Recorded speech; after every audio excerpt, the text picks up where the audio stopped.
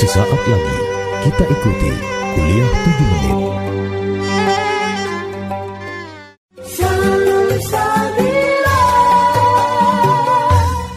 Assalamualaikum warahmatullahi wabarakatuh.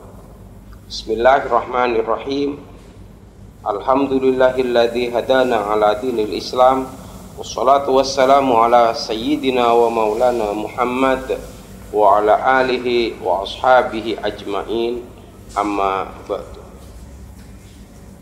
Sahabat Salsabilah yang dimuliakan Allah,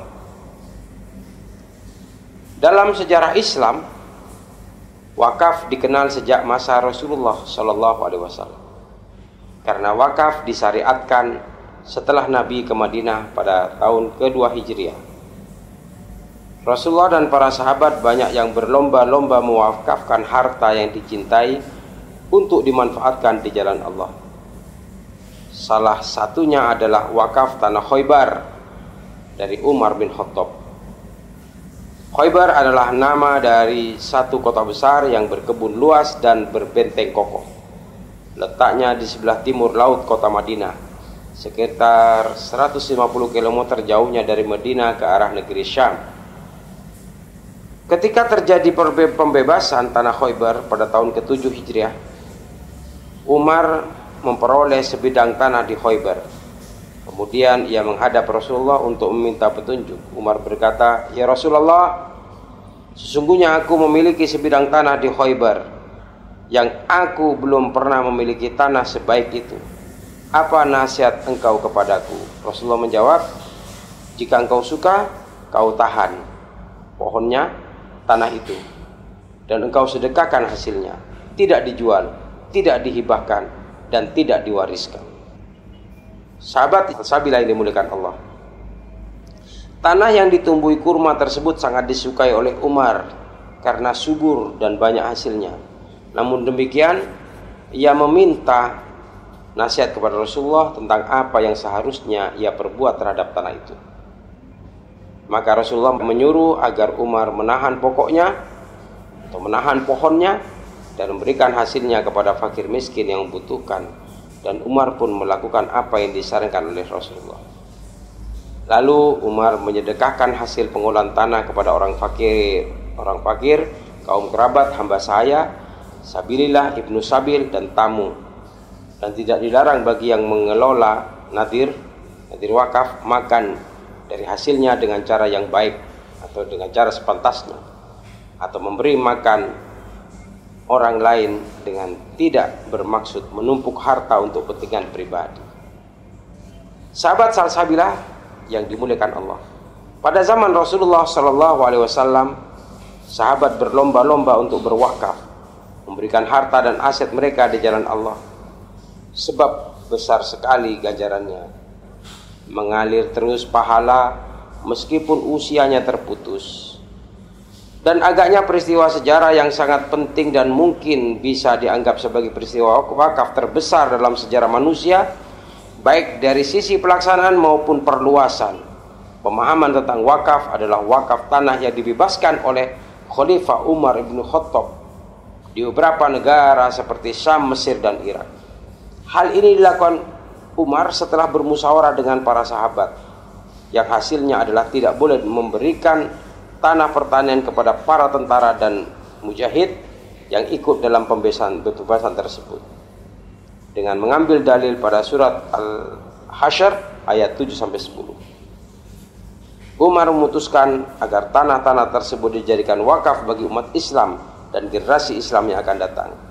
Bagi para petani, pengguna tanah wakaf ini dikenakan pajak dalam ekonomi Islam, disebut pajak bumi. Subhanallah, sahabat Salsabilah yang dimuliakan Allah, praktek yang dilakukan oleh Umar merupakan salah satu bukti bagaimana para sahabat sudah mempraktekkan wakaf produktif, wakaf yang memberdayakan masyarakat dengan pohonnya tetap terpelihara dan terkelola, sedangkan hasilnya diberikan untuk kepentingan umat dan kemajuan umat. Umar pun memberikan contoh kepada kita semua bahwa sebaiknya harta yang diwakafkan adalah harta terbaik dan yang paling dicintai. Tak sampai di situ, ketika Sayyidina Umar menjadi khalifah, kemudian mencatat wakafnya dalam akte wakaf yang disaksikan oleh para saksi dan kemudian mengumumkannya. Sebenarnya apa itu hakikat wakaf? Sebagian ulama memahami sedekah jariah dengan wakaf. Abu Hurairah menuturkan bahwa Rasulullah SAW bersabda, "Idza matal insanu in qata amaluhu illa min thalathin min shadaqatin jariyatin." Hadis riwayat Imam Muslim, Nasa'i dan yang lainnya. Yang artinya apabila manusia mati, amalnya terputus kecuali 3 amal, salah satunya adalah sedekah jariah. Imam An-Nawawi ketika menjelaskan hadis di atas, beliau menuliskan, wa kadzalika shadaqatul jariyatu wa hiyal waqfu. Demikian pula sedekah jariah yang itu merupakan wakaf. Syarah Sahih Muslim. Sahabat salsabilah yang dimuliakan Allah, berwakaf menjadi ciri khas kaum muslimin karena dorongan iman kepada hari akhir. Bahkan Imam Syafi'i menyebutkan bahwa tradisi wakaf belum ada di zaman jahiliyah. Tradisi ini dibangun oleh kaum muslimin. Di zaman jahiliyah, semua yang diinfakkan untuk umum sifatnya habis dipakai atau sudah bekas.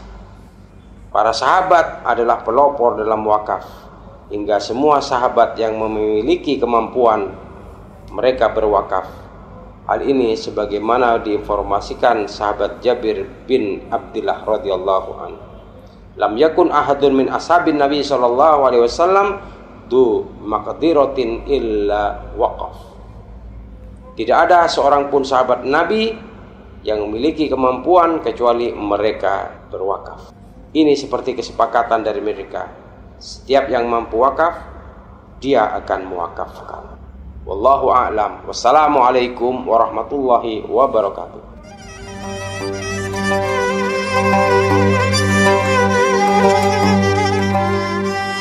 Demikian telah kita ikuti kuliah 7 menit